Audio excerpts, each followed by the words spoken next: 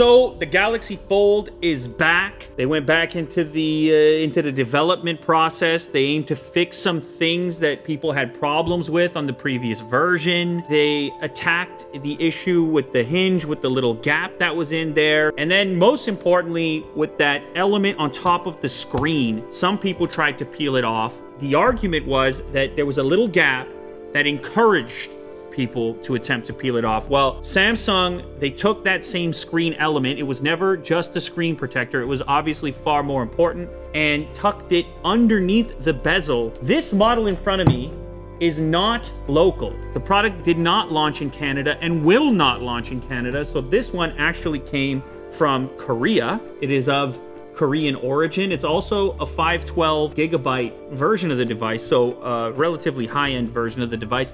It is a high-end device as well. The retail price, as you know, originally slated for $1980 USD, so around $2,000. It's no surprise, it's a very ambitious device for Samsung as well. You can see dynamic AMOLED. Of course, this is the first big play from a major manufacturer. 12 megapixel OIS camera plus ultra-wide, 16 megapixel plus 12 megapixel telephoto lens installed. Similar camera setup, camera array to the other S devices from Samsung. A lot of people were waiting on this device impatiently.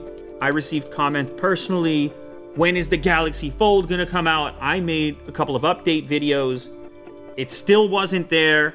Now it's back, but it's important to know the ambition of this device is significant. You're talking about 8 years in development for the initial version, which they then went back to the drawing board to try to enhance for this new version. But 8 years in development is a long time for any product, for a tech product or otherwise. Okay, unboxing experience I am familiar with. Obviously, I had the initial version of this. There is the Fold, and as you can tell, this one is the black color, shiny, glossy black. They had more colors planned for the original launch, but decided to scale it back for this new launch. It's now available in black and silver. Is that correct, So it Will? comes in Cosmos Black, Space Silver. Cosmos Black is the official name of this color, and there's also Space Silver available, but there were other colors originally. I think we had them in our video. And Astro Blue. Astro Blue and Martian Green. Wonder what this translates to. Possibly an audience member can go ahead and translate that for us. Galaxy Fold 5G Advantage. Oh, that's also worth noting. This is the 5G version of the device. This will not launch in all markets. In the US, I don't believe the 5G version is coming. Is that correct, Will? Can you verify that? Yeah, it's not coming. Not coming. So no 5G for the US market, but it is available in other markets, including Korea. So Galaxy Buds, obviously wireless charging capable, and with this device, capable of charging from the device directly through reverse wireless charging. Fast charger in the box, USB-C adapter, the Type-C cable, and some interchangeable ear tips, by the looks of it, for those Galaxy Buds. So it's obviously been a while at this point since I've interacted with the Galaxy Fold. I did carry one for, man, it was probably over a week, maybe 2, and then Samsung demanded that device back because those problems started to emerge for other people. I didn't personally have any problems with the device that was in my possession, but it didn't matter. They all had to go back because, of course, Samsung wanted to change the device in a substantial way, or at least that's what they claimed.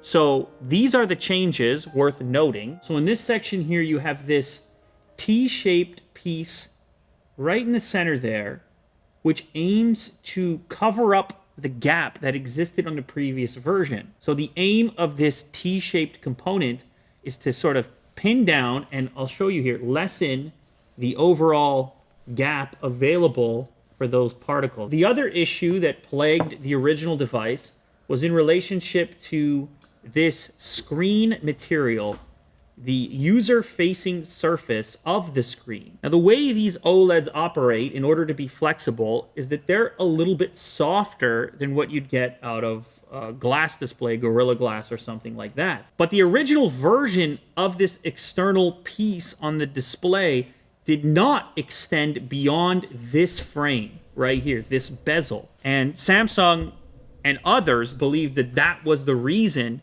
that people saw a need or were inclined to attempt to peel it off. It actually wraps around the larger screen component so that there's no temptation to attempt to pick at this. But it is important to note, just in general with this technology, this surface is going to be softer than what you might be used to on your current smartphone. Now, some other changes. Apparently, this display is going to be a bit harder than the old one. Samsung didn't really share exact details on why that's the case, but presumably there's some other components in here that are going to enhance the sturdiness. That's the message coming from them. Apparently, they also worked on the hinge a little bit to make it more solid. They claim it's more durable from a hinge perspective in conjunction with these other more obvious changes. So there you have it, the Samsung Galaxy Fold. It's back, it's available. It's pretty much the only folding phone you can buy in 2019. You can actually buy it, like right now, in certain markets.